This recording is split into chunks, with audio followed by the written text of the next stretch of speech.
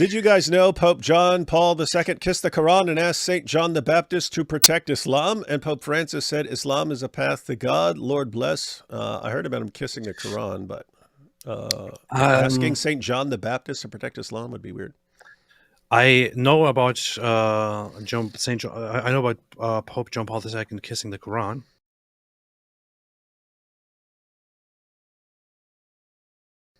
I haven't heard of him asking John the Baptist to protect Islam. I have to look into that.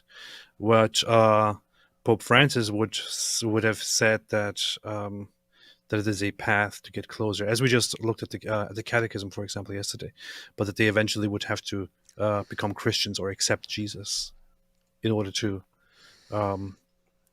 enter the kingdom of God. I'm pretty sure that the Pope never contradicted that aspect. So I'm pretty sure that he didn't qualify them for a heaven in the afterlife or anything like that.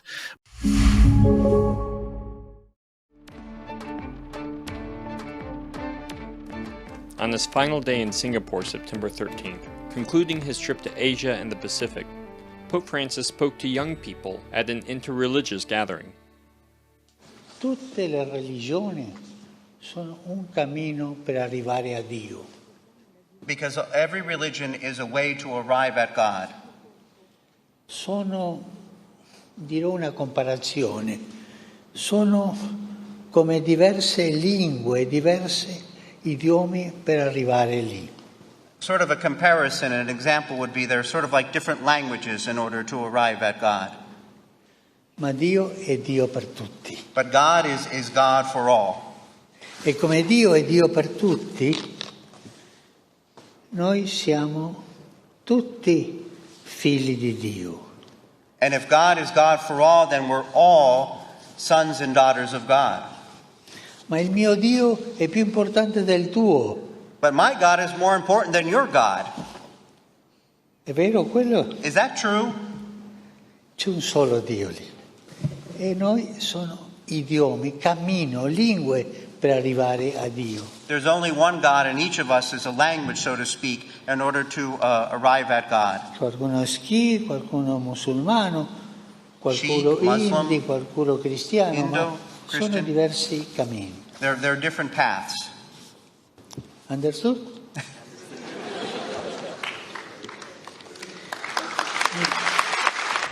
Jesus said, I'm the way, the truth, and the life. Then he said an interesting thing. No man comes to the Father except through me. That's the way to God, is through Jesus. In Acts, the 4th chapter, he says, neither is there salvation in any other, for there's no other name under heaven given among men whereby we can be saved. But John the Baptist to protect Islam, is it really? Huh. That would be wild. Edward Nigma says, I said thank you to my DoorDash guy. He then asked me to take a Shahada. Conversions over knowledge in Islam, and I'm proud of that. Beast. Yeah. They're obsessed with getting the conversion and not really caring about any knowledge of Islam. Why the New Testament without the Tetragrammaton?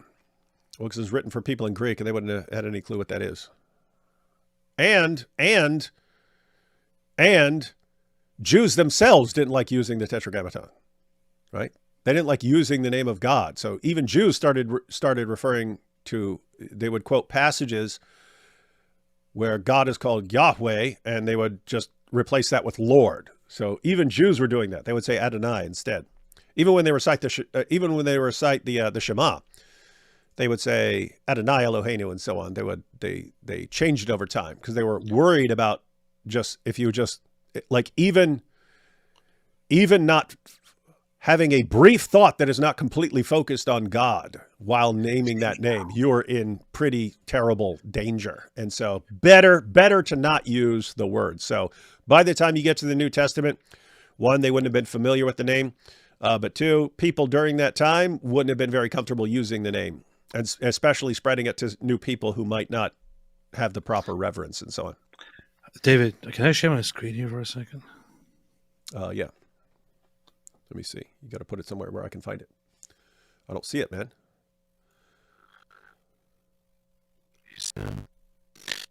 Oh, no.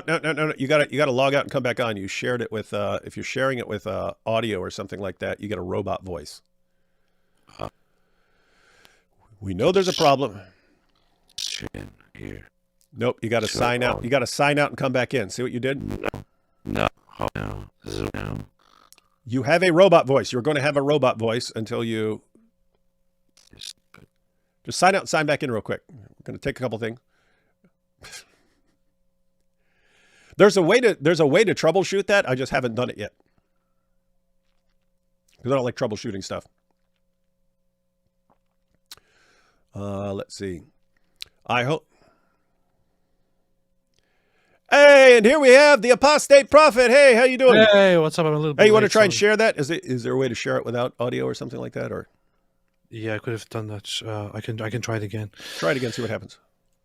Okay, let's see. I was just telling him there's a way to troubleshoot that. I just haven't looked it up and gone through it yet because it says I have to I have to change audio settings. Go ahead and talk. Hello. Okay, it worked this time. All right. Hello. Now we're good. So, yeah, I would like Catholics to help me out with this because I just look up the source for what this is, and I'm kind of shocked a little bit. So this is a message by Pope John Paul II, visit to Wadi al-Kharar, where he talks about, I have to read the whole letter through, glory to you, Father, and so on. But the thing is, the relevant quote is actually here.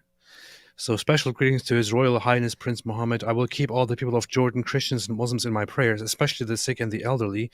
With gratitude, I invoke abundant blessings upon His Highness the King and upon the whole nation. God bless you all. God bless Jordan. May Saint John Baptist protect Islam. What the heck? And all the people of Jordan. And all who participated in the celebration. A memorable celebration. I'm very grateful to all of you. Thank you very much. What? Protect Islam. Protect Islam. What? What the heck? You done with this dumb thing? Yes. Good, because I want it off my screen. That's your hero, AP?